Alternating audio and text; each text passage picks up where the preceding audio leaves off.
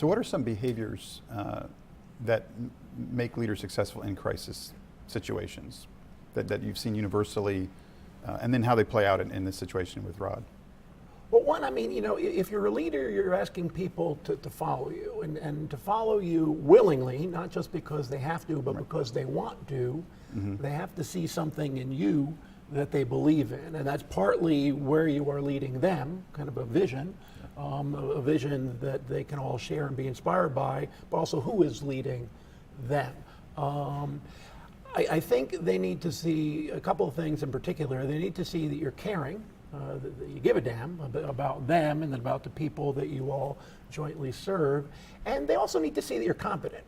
Because you could have the heart of Francis of Assisi and mean all the good in the world, but unless you're actually like good at your stuff, that's not going to get it done either. And then there are folks who are competent but who don't have the caring part. So they need to see both of those things together. I think, sadly, in response to Katrina, when leadership is criticized, federal government and state and local levels, one or both of those things seem to be lacking. Was the response caring, and was it competent? And there's just a whole variety of ways.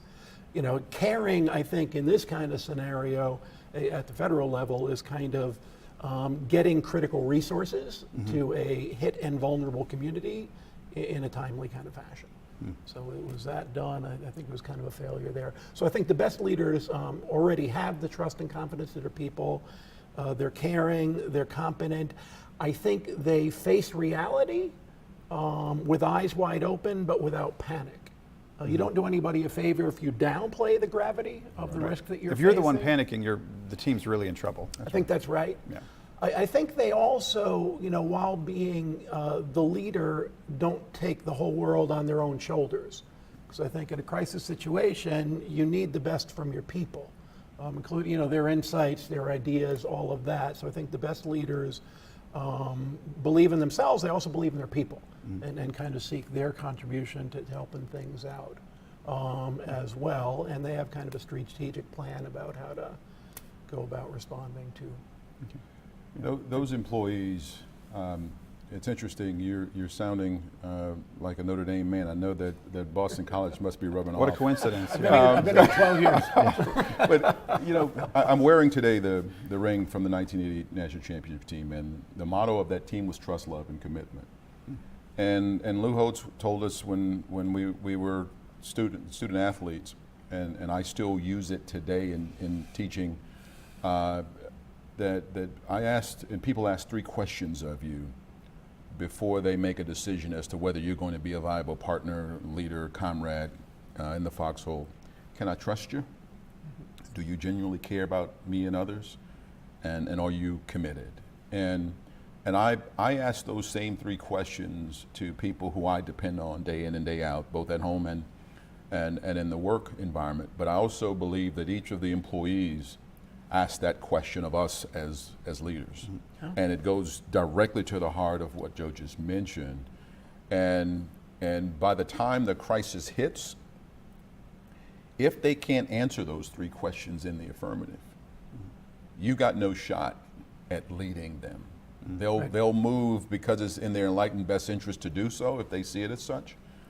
But they're not going to go into the darkness of the unknown and embrace uncertainty unless they have a point of view around you as the leader. And you have to establish that long before the crisis hits. In some instances, the crisis may be so new in your career that you don't have the chance, but there has to be some foundation upon which you get at the minimum the benefit of the doubt.